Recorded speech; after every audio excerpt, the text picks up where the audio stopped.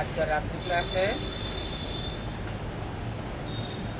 28 जून 1968।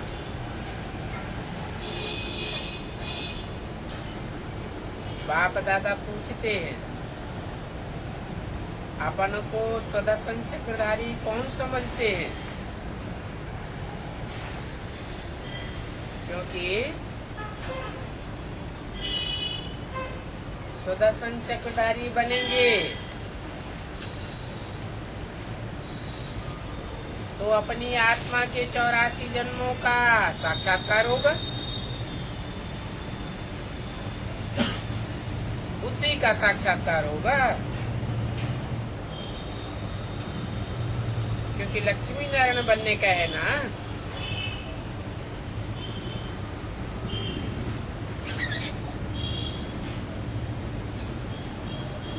नारायण को स्वदर्शन चक्र नहीं देते हैं, कृष्ण को देते हैं। क्यों?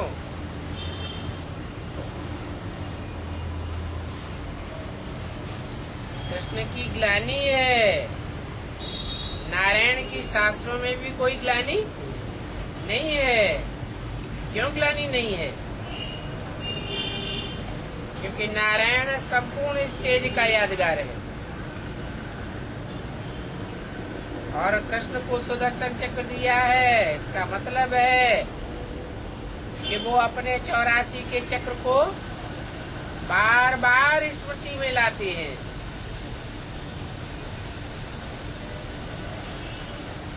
अपनी महानता का ज्ञान होता है और असुरों को अपनी नीचता का ज्ञान हो जाता है। तो दिखाया है सुदर्शन चक्र से असुरों के गले काटते गए।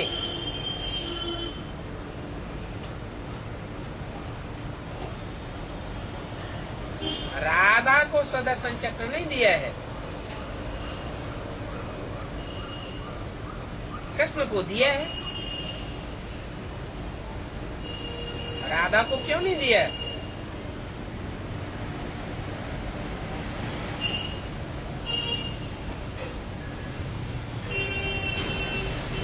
क्योंकि ज्ञान चक्र की जरूरत किनको है? ज्ञान जल कहो, ज्ञान चक्र कहो, जल की जरूरत होती है गंदे कपड़े को।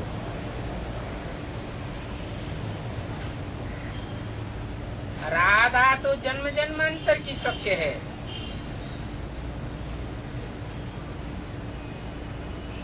राधे के लिए नहीं कहेंगे अकासुर बकासुर आदि को मारा।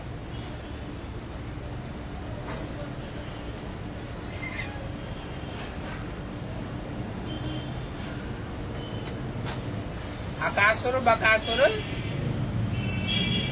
राधे के पीछे नहीं पड़े।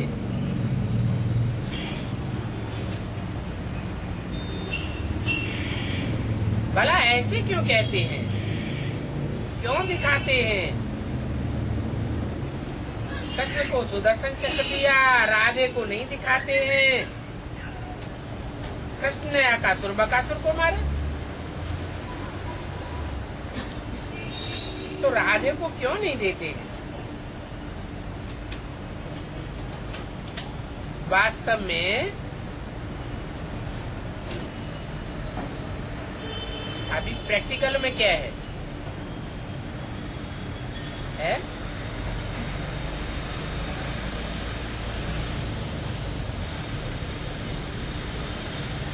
तो एडवांस पार्टी में है या बेसिक में? एडवांस में है।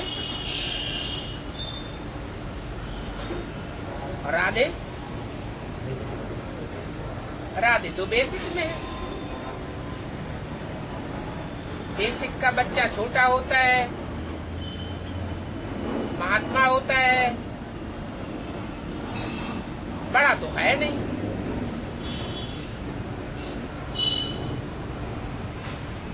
तो वास्तव में राधे को सुदर्शन चक्र के अर्थ का पता ही नहीं।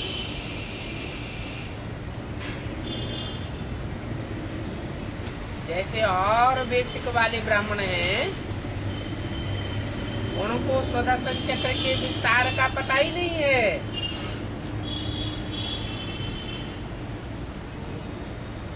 वास्तव में सुदर्शन चक्र दिया है देवताओं को, और देवताएं तो संपूर्ण होते हैं। उनको अपनी आत्मा के आगे पीछे के ज्ञान को जानने की क्या जरूरत है? देवताओं को अगले और पिछले जन्म को ज्ञान होता है क्या? नहीं होता। तो वास्तव में तुम ब्राह्मण हो, सुदर्शन चक्रधारी, और निराकार भगवान ने ही आकर के तुमको सुदर्शन चक्रधारी बनाया है। अगर ना आता तो तुम्हारे अंदर भी मनन चिंतन मंथन का चक्र नहीं चलता।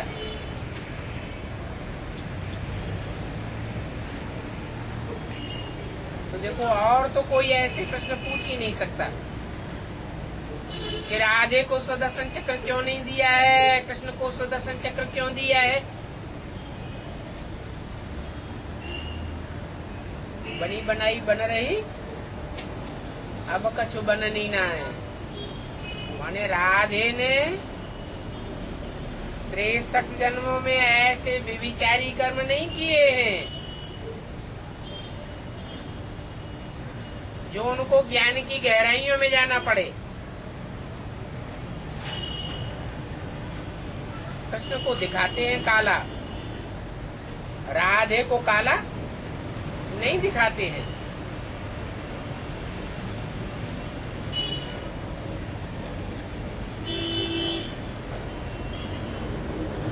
कोई को किसी न किस बात में, किस पॉइंट में, बात में संशय आ जाता है।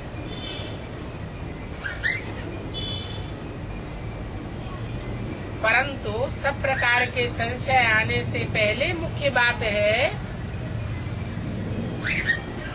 कि परमपिता परमात्मा बाप है,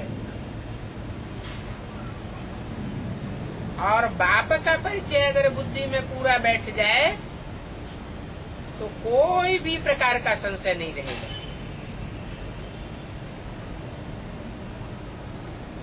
कोई प्रकार का संशय होना नहीं चाहिए। बाप की पहचान हो गई ना, उस निश्चय में ही विजय है।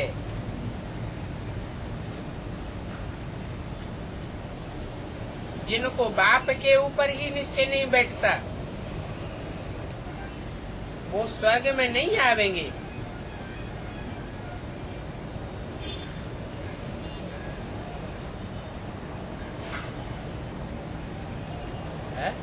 नहीं आवेंगे। माने जीते जी जो पुरुषार्थ कर रहे हैं उस स्वर्ग में तो भले ना आवे, लेकिन शरीर छोड़ने के बाद स्वर्ग में आवेंगे या नहीं आवेंगे? है? जिनको बाप के ऊपर संशय आता है,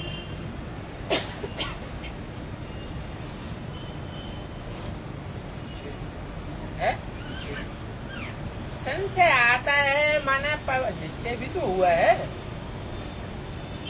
जब सतो प्रधान स्टेज होती है तो निश्चय होता है, तमो प्रधान स्टेज बनती है तो अनिश्चय पैदा होता है। तो पहले निश्चय बुद्धि भी तो बने,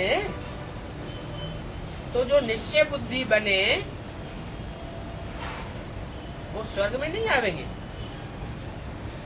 स्वर्ग में तो आवेंगे, परंतु बाद में बार बार अनिश्चय बुद्धि बनते हैं। इससे ये साबित होता है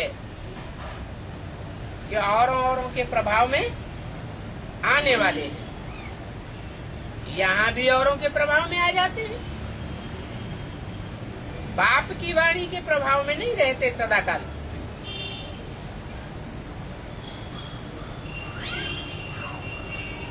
संशय में आने वाले भी मुरली तो सुनते हैं ना।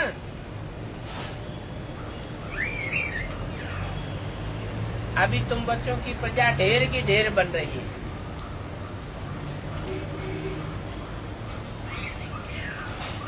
जो संशय में आते हैं वो क्या बन जाते हैं? पवित्रता का पुरुषार्थ तो करते नहीं, पुरुषार्थ नहीं करते हैं तो प्रजा वर्ग में चले जाते हैं। तुम पवित्रता के लिए पुरुषार्थ करते हो तो राजघराने में आते हो, तो तुम्हारी बहुत ढेर की ढेर प्रजा बन रही है। माना ढेर के ढेर संशय बुद्धि बन पड़ते हैं तो ढेर की ढेर प्रजा बनती है। निश्चय बुद्धि सदा काल के थोड़े निकलते हैं। ये म्यूजियम है, ये प्रदर्शनी है, इसमें ढेर के ढेर आते हैं। वहां तुम्हारी ढेर की ढेर प्रजा बनती है। सुनते हैं, संदेश लेते हैं, बाद में धारण करने वाले बहुत कम निकलते हैं। फल धारणा नहीं होती, परंतु जब सुनते हैं तो कान तो हिलाते हैं, कुछ न कुछ तो निश्चय बैठता है, तो स्वर्ग में तो आ जाते। सूर्यवंशी चंद्रवंशी प्रजा यहाँ बननी है। यहाँ मन संगम युग में ही साबित हो जाएगा कि कौन कौन है जो चंद्रवंश के फॉलोअर्स बनेंगे और कौन कौन है जो सूर्यवंशी पक्के बनेंगे, बल प्रजा वर्ग में आवेंगे। परंतु सूर्यवंशी तो बनेंगे ना। बच्चों से पूछा जाए किसके पास आए हो, तो जो बच्चे हैं वो तो यही कहेंगे कि हम शिव बाबा के पास आए हैं, कि रामचंद्र और कृष्णचंद्र के पास आए हैं। राम और कृष्ण के आगे टाइटल चंद्र का क्यों लगाया जाता है?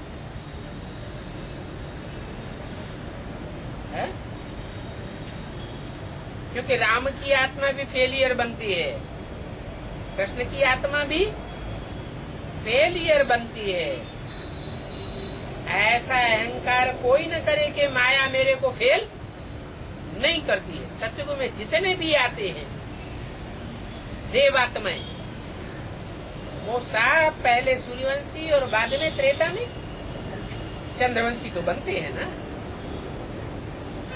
बाकी शिव तो है निराकार, और वो तो सदा शिव है, सदैव ही निराकारी स्टेज में रहने वाला है। देह भान में कभी आने वाला है ही नहीं, देह का सुख भोगता ही नहीं, तो निराकार के पास कैसे जाएंगे?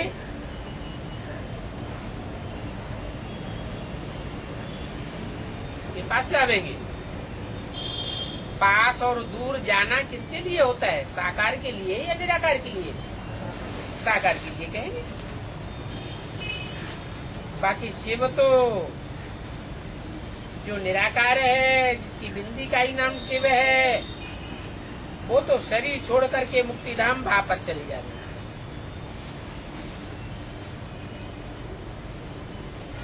तो अभी तुम समझते हो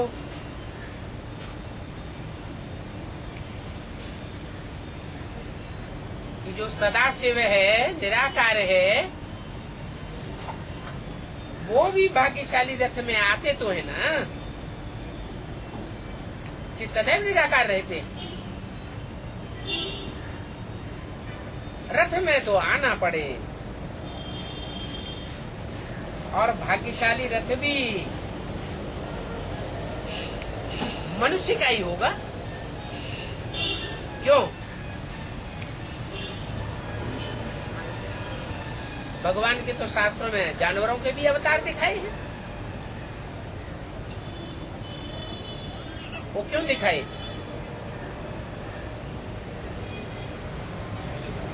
अरे भगवान क्या जानवरों को समझाने के लिए आएगा? जानवरों को समझ होती है क्या? भगवान तो आकर के ज्ञान सुनाते हैं, और ज्ञान मनुष्यों की समझने की चीज है, जिनको मन बुद्धि ही नहीं, वो ज्ञान को क्या समझेंगे? इसलिए मुकर्रर मनुष्य तन में ही आते हैं। बैल को थोड़ा ही भाग्यशाली करेंगे।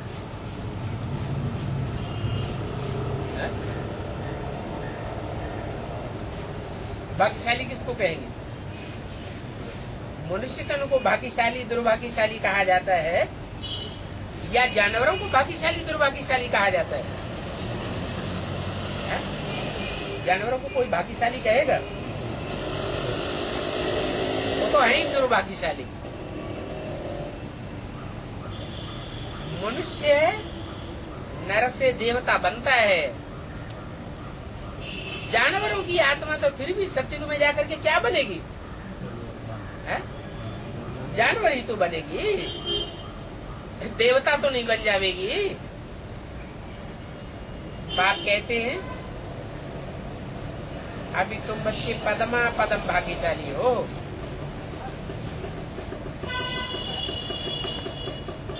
वो नहीं, वह बच्चे नहीं, यह नहीं, तुम बच्चे। तुम माने तुम किसको कहा जाता है? जो सन्मुख होते हैं उनको तुम कहा जाता है। माना बाप के सन्मुख होकर के जो पढ़ाई पढ़ते हैं वो बच्चे देवताएं बनते हैं। नर से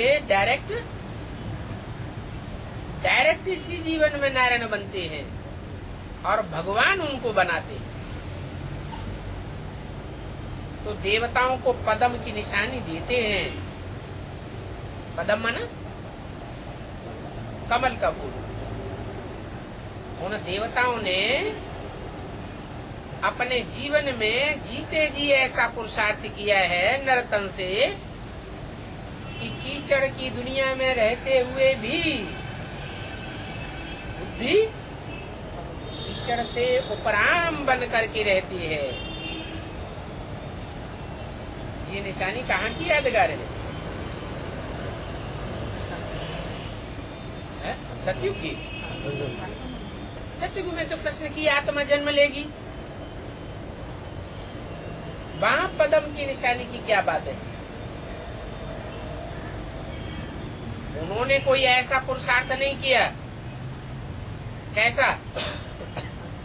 कि कीचड़ की दुनिया में रहे और कीचड़ में रहते हुए भी बुद्धि से उपराम बन करके रहे। तुम बच्चों को भी ये समझना है कि पढ़ाई के अनुसार मर्तबे में बहुत फर्क हो जाता है। पढ़ाई का भी अहम ऑब्जेक्ट होता है। जो बेसिक ज्ञान ले रहे हैं उनकी भी पढ़ाई है, लेकिन उनकी प्योरिटी की अहम ऑब्जेक्ट और तुम्हारी प्योरिटी की अहम ऑब्जेक्ट में क्या फर्क है? कोई फर्क है या नहीं है? क्या फर्क है? नहीं, नर से नारायण तो बनते हो, लेकिन क्या विशेष पुरुषार्थ करते हो जो तुम नर से नारायण डायरेक्ट बन जाते हो, और वो डायरेक्ट नर से नारायण नहीं बनते, बीच में प्रिंस बनना पड़ता है? हाँ, क्योंकि तुम कीचड़ की दुनिया में रह करके भी बुद्धि से उपराम बन करके रहते हो, तो मर्तबे में बहुत फर्क हो जाता है। उच्च मर्तबा कैसे प्राप्त करेंगे? है? अरे ऊंचा अहम ऑब्जेक्ट धारण करेंगे तो उच्च मर्तबा मिलेगा। अहम ऑब्जेक्ट ही नीचा होगा तो मर्तबा भी नीचे मिलेगा। तुम्हारा जो मर्तबा है वो प्योरिटी के आधार पर, पढ़ाई के आधार पर है। तुम पढ़ाई बहुत ऊंची किस्म की पढ़ते हो, वो है दूरबाज खुशबाज। क्या दूर रहते हैं, फिर समझते हमने विकारों पर विजय प्राप्त की। और तुम दूर नहीं रहते हो, घर गृहस्थ में रहते हो, घर गृहस्थ के कीचड़ में रहते हो, फिर भी बुद्धि से उपराम हो जाते हो। शिव बाबा डायरेक्शन देते हैं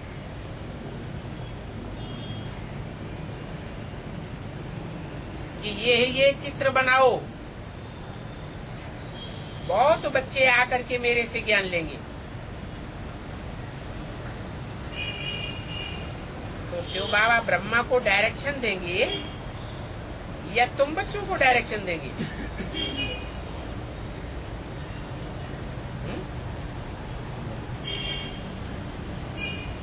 इसको डायरेक्शन देंगे। क्यों? तुम बच्चों को डायरेक्शन क्यों देंगे? ब्रह्मा बाबा को डायरेक्शन क्यों नहीं देंगे? कारण क्या? नहीं, ब्रह्मा बाबा जो है उनके कानों ने सुना तो सबसे पहले, सुना हुआ धारण भी किया, लेकिन मन का मंथन नहीं चला, सुदर्शन चक्र नहीं घूमता है। और तुम मंथन करके ये बात निकालते हो कि पवित्रता की गहराई क्या है, ज्ञान की गहराई क्या है। तुम समझदार हो, क्योंकि मुरली के पॉइंट हैं, सुनना बड़ी बात है या सुन करके उन पर मंथन करना बड़ी बात है।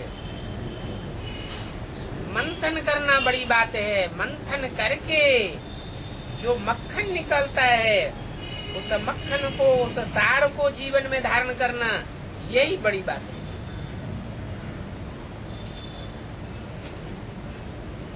पूना में भी अच्छा सेंटर चाहिए।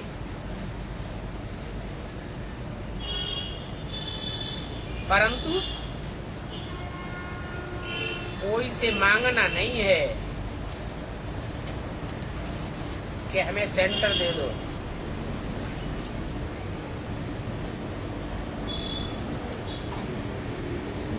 बच्चे कहते हैं कि मांगने के सिवाय कोई देता नहीं है।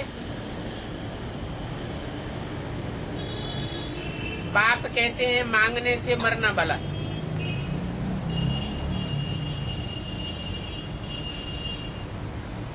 जून 68 की वाणी का 3रा पेज। मांगना ठीक नहीं है, ज्ञान सुनाते जाओ, निश्चय बुद्धि बनाते जाओ। पक्का निश्चय बुद्धि हो जाएगा तो आपे ही देगा या मांगने से देगा? है? पक्का निश्चय बुद्धि होगा, एक्स्ट्रा मकाना तो होंगे तो आप ही देगा, क्योंकि सभी को होना तो रहता है ना कि हम अपनी राजधानी अपने लिए स्थापन कर रहे हैं। जिनकी बुद्धि में ये बात बैठेगी तो आप ही मदद करेंगे। ये मदद करने का भी ड्रामा में नूद है।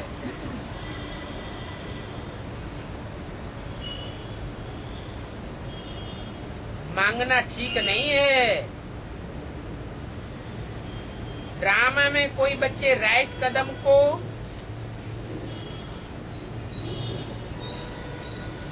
रंग कर लेते हैं, रंग कदम उठा लेते हैं। बाप समझाते हैं कि राइट कदम उठाओ।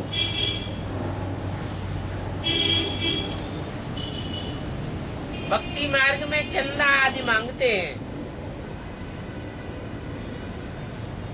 ज्ञान मार्ग में चंदा आदि मांगने करने की बात नहीं है। मान लो कोई गीता पाठशाला है, कोई गरीब के घर में खुली हुई है,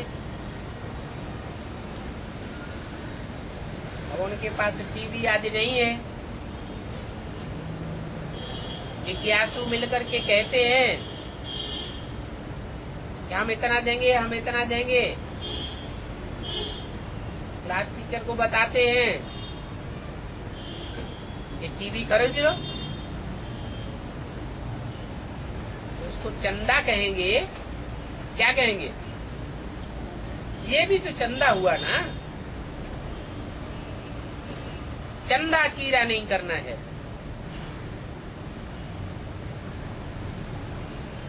दिया और फिर देने के बाद एक दो ने सुन लिया या एक दो को सुनाई दिया, तो आधी ताकत चली जाती है। गुप्त दान महाकल्याण तो नहीं रहा।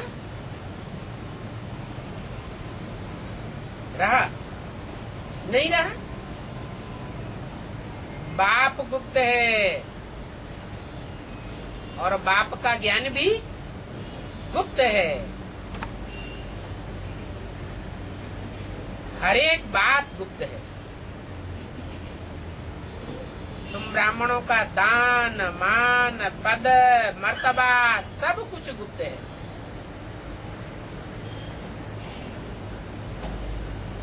हम ब्राह्मण बच्चे आपस में मिलकर ही मकान बनाते हैं।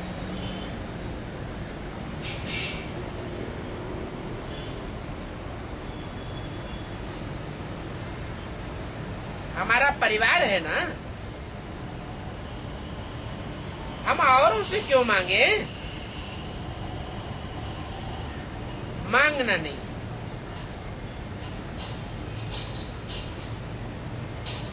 बाबा ने तो कब कोई से भी मांगा नहीं है।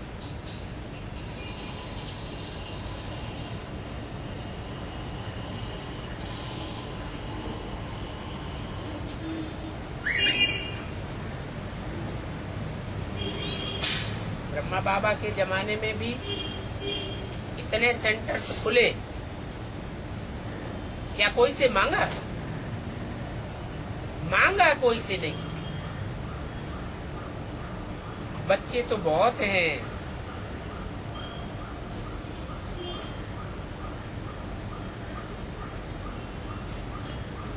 आप ही आकर के हाथ में दे देते हैं।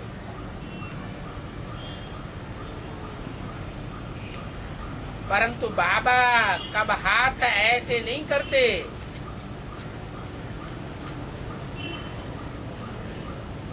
ऐसे करने से क्या होगा? है?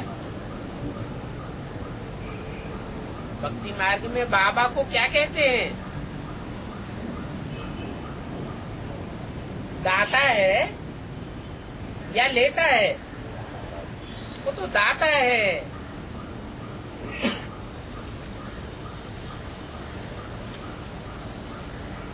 राजाओं के पास कुछ देने कोई जाते थे तो राजाएं कब अपने हाथ में नहीं लेते थे।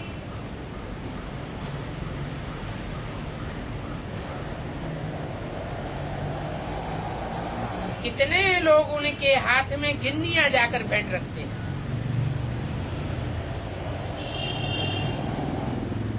परंतु वो सेक्रेटरी की तरफ इशारा कर देते। उनको पता है सेक्रेटरी को लेना है।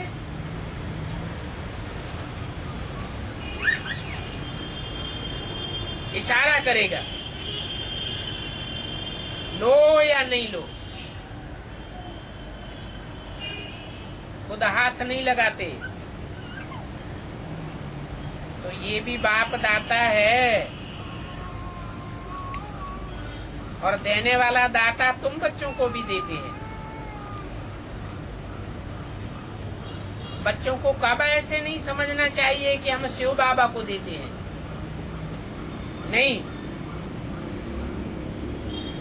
दिल में सदैव समझना है हम तो बाबा से महल लेते हैं। 2 मुट्ठी देते हैं और बदले में महल मिल जाते हैं।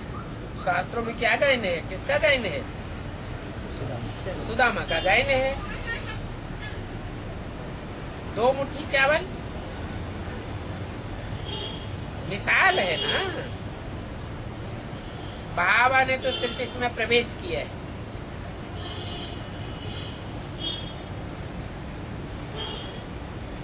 तो जिसमें प्रवेश किया है वो भी लेते नहीं है। अगर वह लेने वाला बन जावे तो पुरुषार्थी कहेंगे, बड़ा पुरुषार्थी कहेंगे या छोटा पुरुषार्थी कहेंगे? रामकृष्ण की आत्मा तो स्वयं ही इतनी पुरुषार्थी है कि पुरुषार्थ करके भगवान बाप से इतना लेती है जो जन्म जन्मांतर उनको कोई से लेने की दरकार नहीं रहती है। तो ये भी लेते नहीं है, हाथ जैसे उनकी हो जाती है। और बुद्धि भी कहती है ये तो साफ खलास हो जाना है, क्योंकि इस पुरानी दुनिया का विनाश तो होना ही है। बाबा को बुलाया ही है कि आकर के इस पुरानी दुनिया से हमको ले जाओ। तो बाबा आता है ले जाने के लिए, क्या शरीर सहित ले जाता है?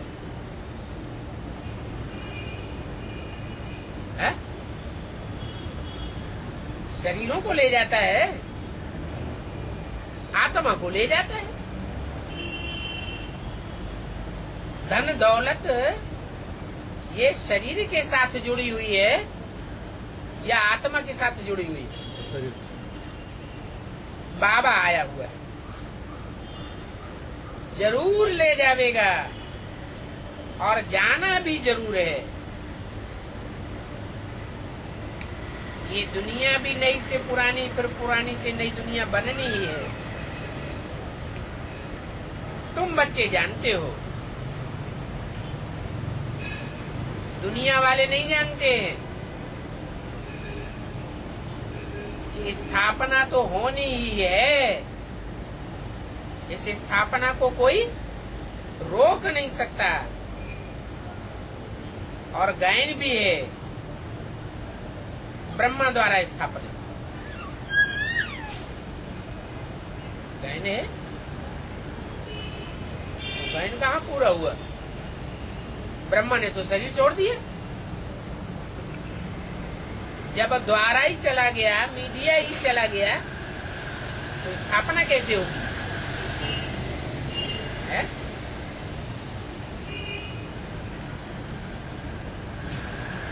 अरे ब्रह्मा को तो दाढ़ी मूछ दिखाई जाती है,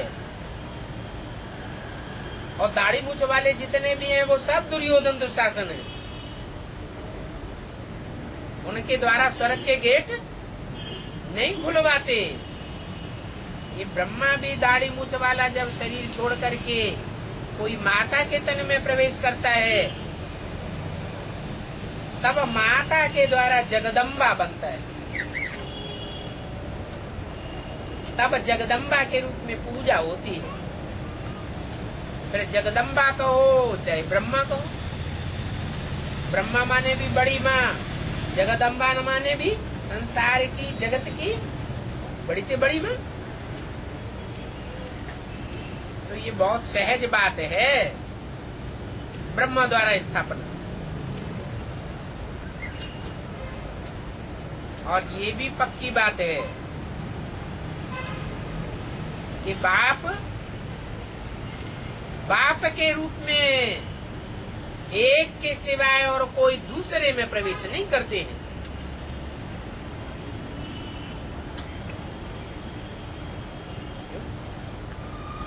दादा लेखराज ने प्रवेश नहीं किया, प्रवेश तो किया, लेकिन नाम क्या रखा? ब्रह्म। तो बोला सिवाय एक बाप के दूसरे कोई में प्रवेश नहीं करते, और सीधा कहते हैं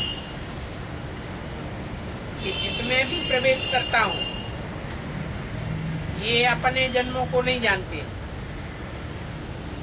मैं जानता हूं, मैं जानता हूं और फिर तुमको बताता हूं।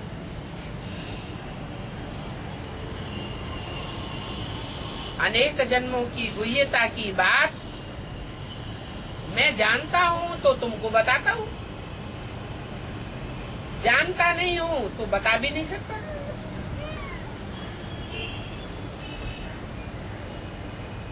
दिल से बात लगती है बरोबर। आत्माएं परमात्मा अलग रहे बहुकाल, इस समय की बात है?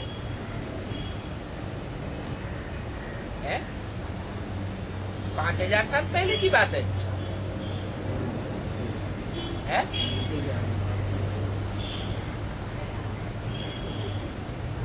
5000 साल पहले की बात तो हो ही नहीं सकती, उसको तो बहुकाल की बात ही नहीं। यहाँ ब्राह्मणों की संगमिक दुनिया की बात है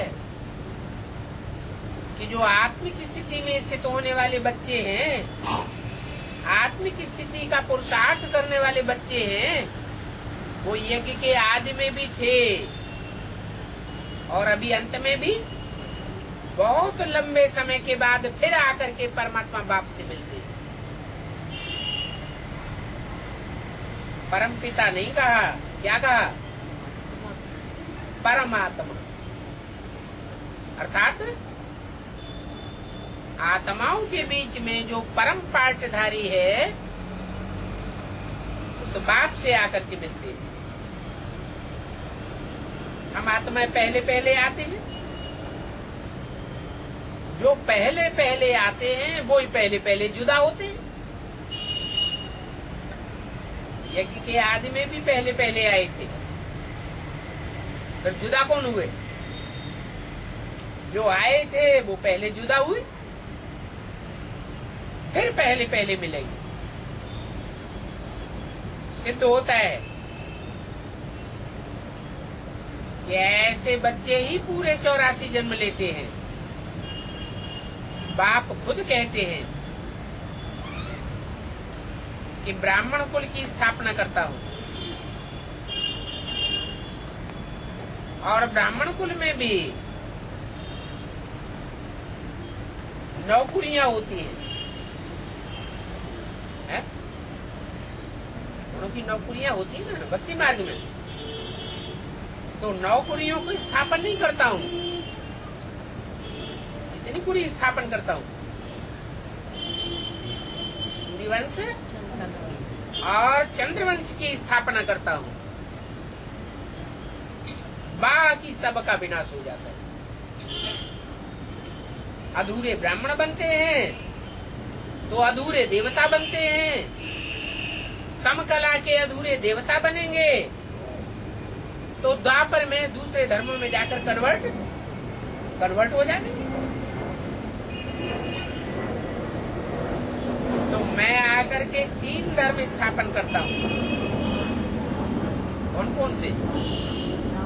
ब्राह्मण धर्म, सूर्यवंशी देवता धर्म और सैमी देवता चंद्रवंशी।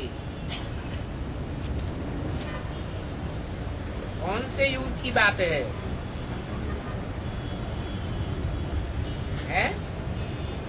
3 धर्मों की स्थापना ये संगम युग में ही आकर के करता हूं। तो जो यहाँ पक्के ब्राह्मण बनते हैं वो फिर संपूर्ण निर्विकारी देवताएं भी बनते हैं, और जो यहाँ संपूर्ण निर्विकारी बनते हैं संगम युग में, वो ही फिर रावण राज्य में अंत में जाकर के संपूर्ण विकारी भी बनते। ये संग के रंग की बलिहारी है। ऊंचते ऊंच के संग के रंग में आते हो तो तुम संपूर्ण निर्विकारी बन जाते हो, और नीचते नीचे रावण के संग के रंग में आते हो तो तुम संपूर्ण विकारी बन जाते हो। अभी बनते हैं, और सारी दुनिया संपूर्ण विकारी नहीं बनती।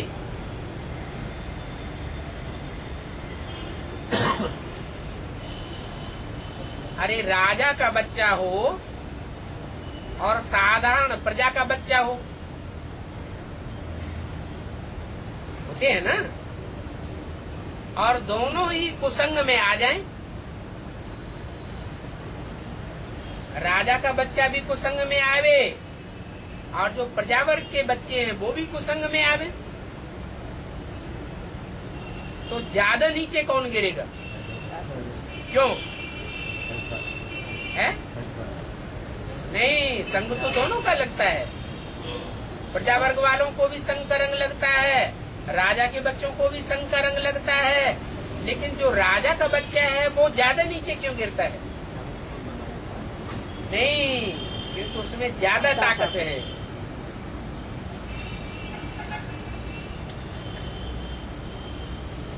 ज्यादा ताकत है तो नीचे गिरने की भी ताकत ज्यादा है और ऊंचा उठने की भी ताकत ज्यादा है।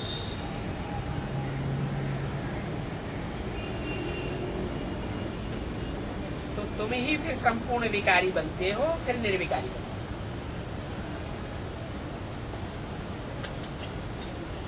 हो। ये दुनिया जो है,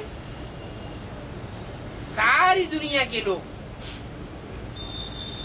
उनके लिए नहीं कहेंगे संपूर्ण विकारी फिर संपूर्ण निर्विकारी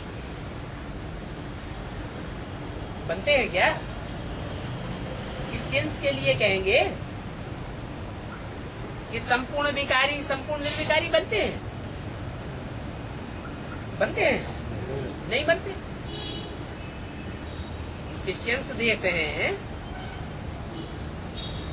वो भारत वालों के मुकाबले विकारी दिखाई पड़ रहे हैं या निर्विकारी दिखाई पड़ रहे हैं? सुधरे हुए हैं या भारतवासियों की तरह बिगड़े हुए हैं? ज्यादा भ्रष्टाचारी कौन बन पड़े? कौन से देश में ज्यादा भ्रष्टाचार बढ़ा हुआ है? भारतवर्ष में। तो दुनिया और दुनिया के लोग संपूर्ण विकारी फिर संपूर्ण निर्विकारी, उनके लिए संपूर्ण नहीं कहेंगे।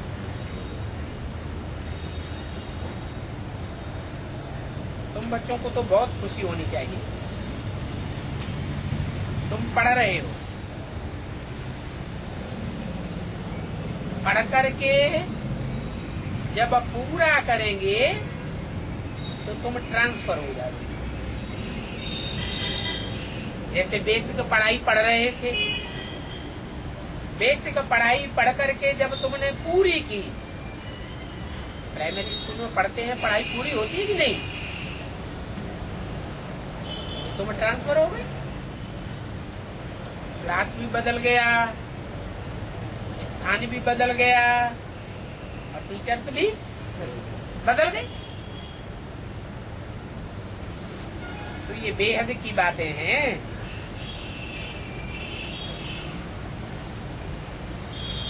बाकी शिव बाबा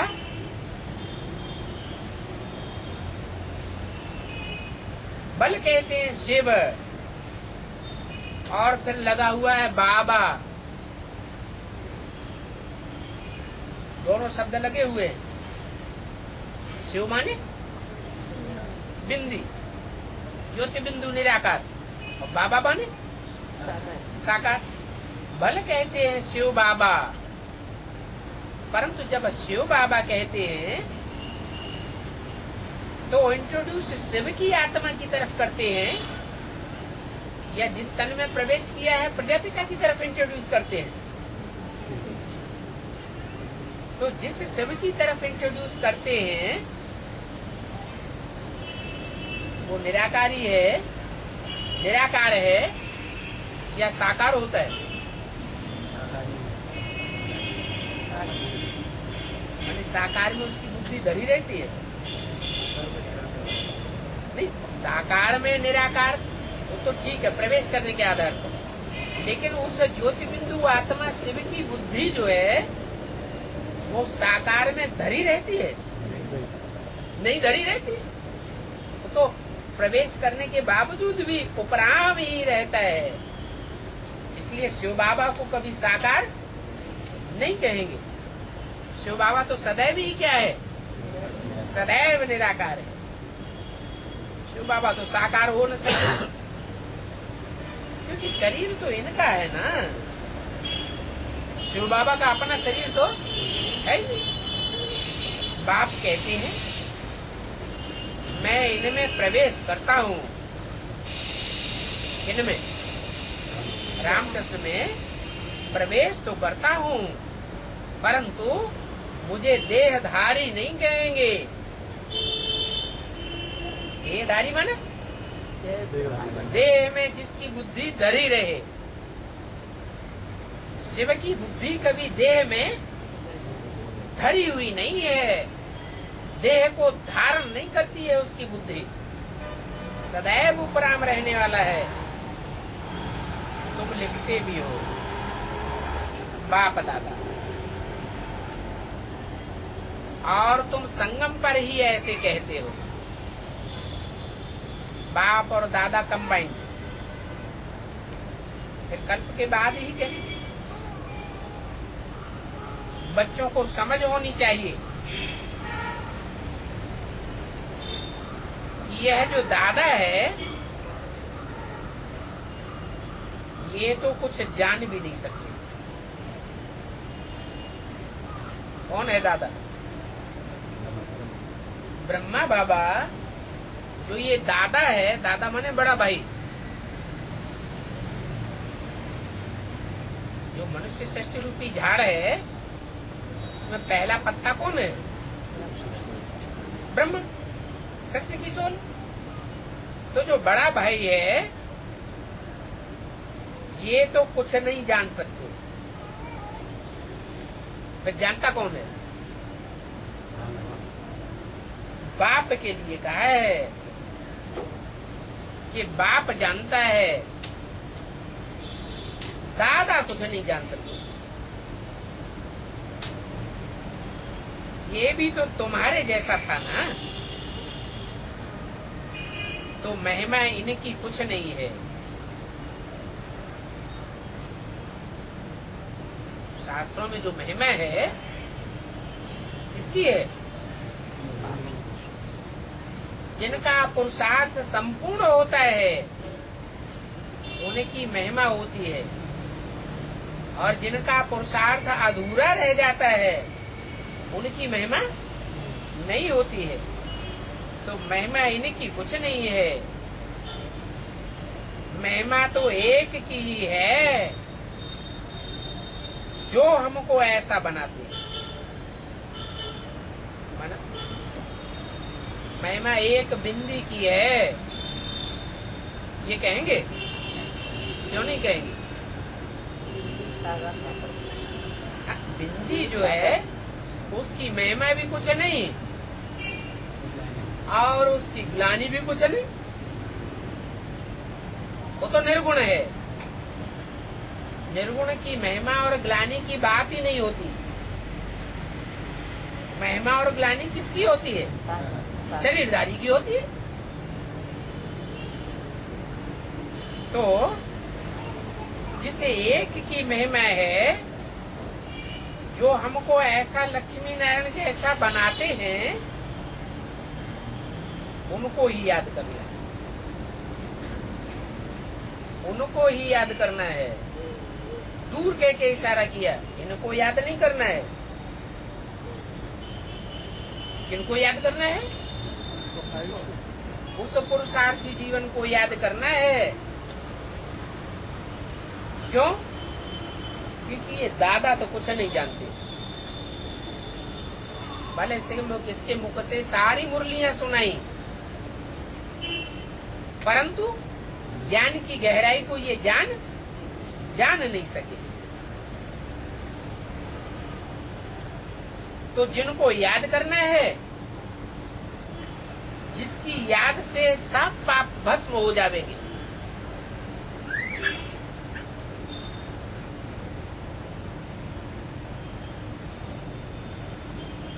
उसके लिए ही कहते हैं माम एकम याद करो।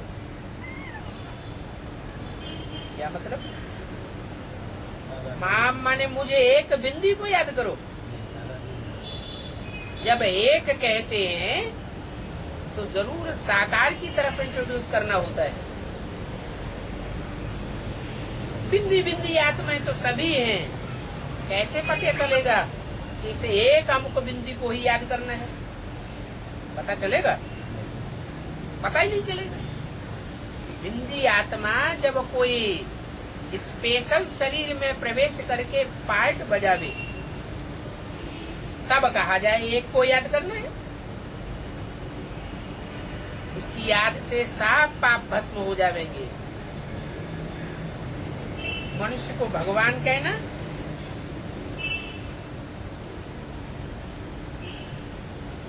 ये तो जैसे हिरण्यकश्यप हो गया।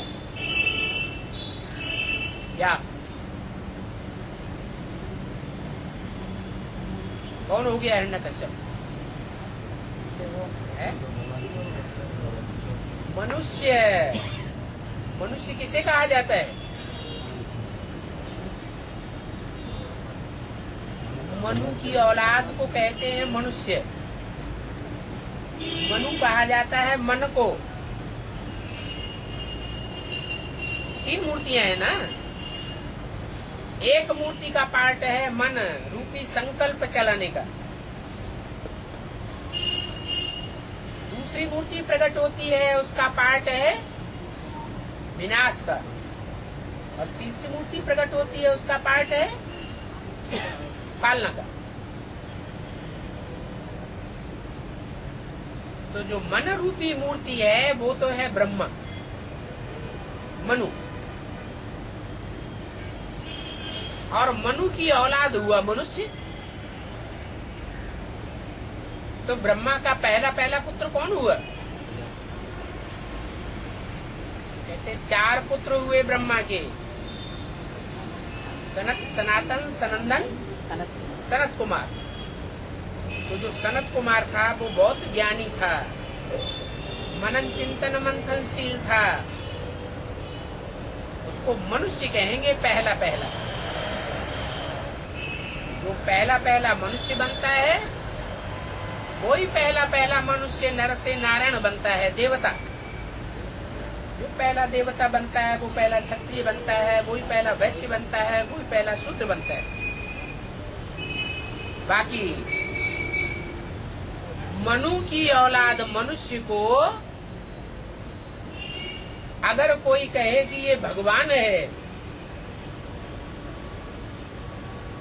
तो ये तो हिरण्यकश्यप कहने वाली बात हो गई। क्यों?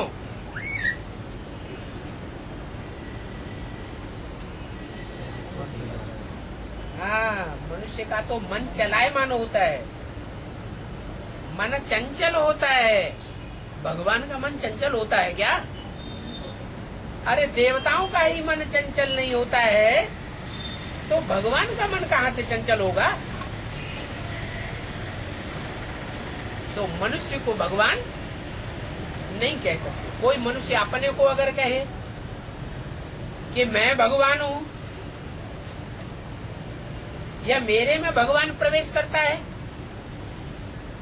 भगवान का पार्ट मेरा है, तो बाबा उसे क्या कहते हैं? ऐसा कहने वाला खुद भगवान नहीं है। क्या है? हिरण्यकश्यप है। बाप क्लियर बात बताते हैं। मैं इस रथ में आता हूं जिसने ऑल राउंड पूरा चक्कर लगाया है, एक दिन भी कम नहीं, पूरा 84 का चक्कर लगाया है। तो तुम बच्चों को बहुत खुशी होनी चाहिए।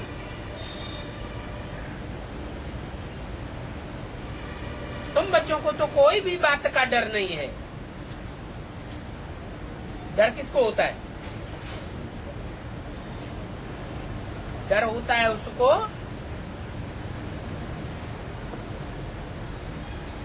जो झूठ होता है, चोर होता है। चोरी की है तो डर होता है कहीं पकड़ा न जाऊं। तुम तो सच को फॉलो करते हो, तुमको कोई बात का डर नहीं है। जैसे बाप निर्भय है वैसे ही बच्चे भी निर्भय होने चाहिए, निर्भय भी होना चाहिए और निर्वैर भी होना चाहिए। क्या निर्वैर माने? कोई से भी बैर भाव रखने वाले नहीं।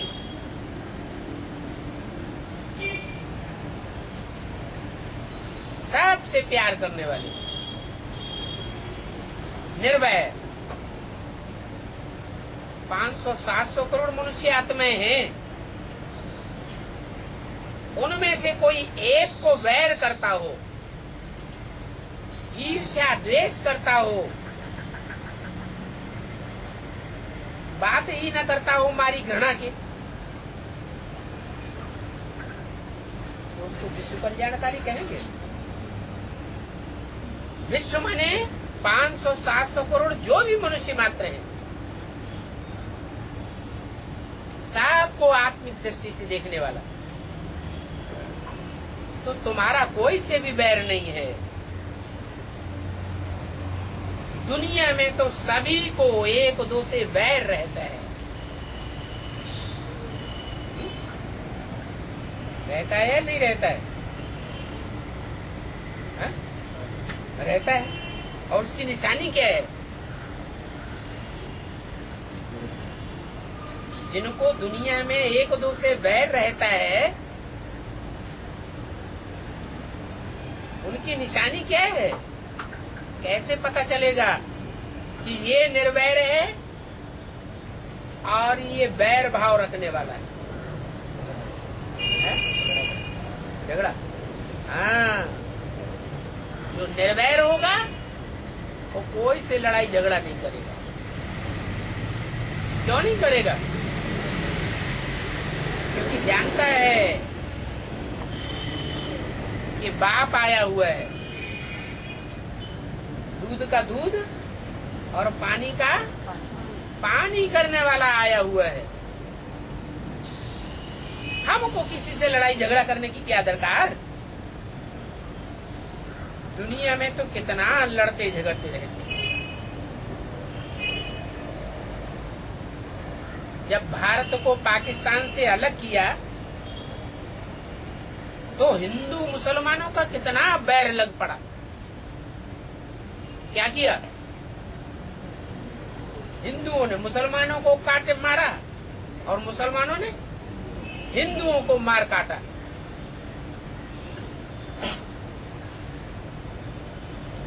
ये तो आदि की बात थी। अभी तो अंत में पिछाड़ी में रक्त की नदियां बहेंगी। क्या? जैसे नाले में पानी बहता रहता है ना, नदी नालों में, ऐसे पानी नहीं देखने में आवेगा। क्या देखने में आवेगा? खून की नदी बह रही है। इसको कहा जाता है खूनी नाहक खेल। क्यों होता है? इतने साल बाप आकर के निर्वैर बनने की पढ़ाई पढ़ाए रहे हैं। बोलते हैं अपन को आत्मा समझो, दूसरों को आत्मा देखो, लेकिन पढ़ाई नहीं पढ़ते हैं, ध्यान नहीं देते हैं। तो ऐसे जो आत्मिक स्थिति की पढ़ाई न पढ़ने वाले हैं वो सब कट मरेंगे, खून की नदियां बह जाएंगी। नहीं तो कोई ने इतना गुनाह थोड़े किया है जो खून की नदियां बह जाए। ढेर प्रजा मरती रहती है। दो राजाओं में जब लड़ाई होती है, हिस्ट्री में लड़ाइयां तो हुई है ना, तो राजा पहले मरता है या प्रजा मरती है? प्रजा ढेर की ढेर मरती है। नाहक खून इसको कहा जाता है। नाहक क्यों? अरे लड़ाई दो राजाओं में हो रही है, प्रजा वर्ग वाले तो नहीं लड़ रहे हैं, फिर प्रजावचनों का खून क्यों बहाया जाता है? ये नाहक खेल हुआ या कोई इसका अर्थ है?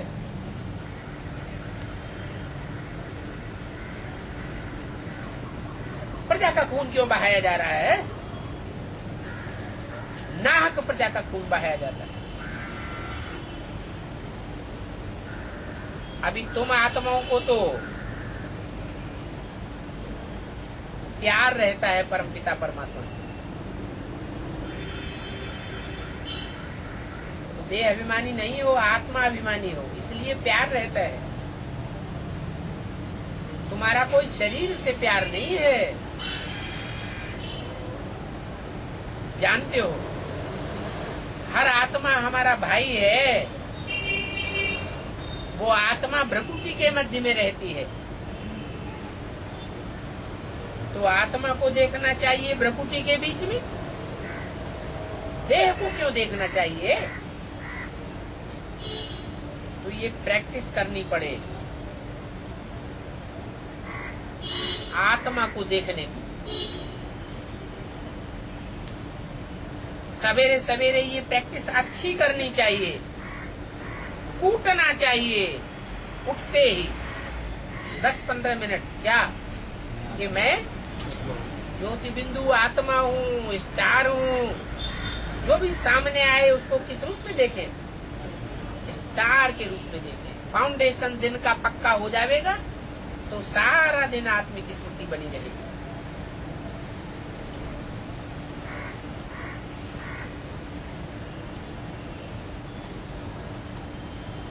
आत्मा बाप को देखती है और बाप बच्चों को देखती है,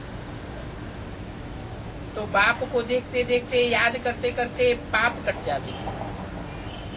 जैसे ज्ञान का सागर बनते हैं बाप, वैसे तुम भी ज्ञान का सागर बनते हो।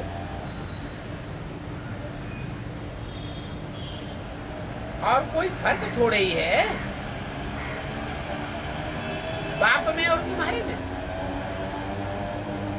आत्मा तो वही छोटी सतो प्रधान बिंदी है। कृष्ण की आत्मा भी पढ़ाई से यह बनी है। आत्मा तो वही है ना, वही आत्मा प्योर होने से फिर उनमें कितनी कशिश आ जाती है। क्या नाम पड़ता है? कृष्ण माने आकष्ट करने वाला। जहां नजर जावेगी, जिनको भी देखेंगे, मुख से ज्ञान लंबा लंबा सुनाने की दरकार नहीं रहेगी। क्या होगा रिजल्ट? देखने मात्र से ही आत्मा उस तरफ खींची चली आवेगी। सभी को खींचते हैं। क्या सभी को माने? चाहे जिस धर्म वाला हो, चाहे जिस जाति वाला हो, स्त्री हो या पुरुष हो, बच्चा हो या नौजवान हो, बूढ़ा हो, जो भी देखेगा वो खींचा चला आवेगा। अच्छा, बच्चों को गुड नाइट और नमस्ते।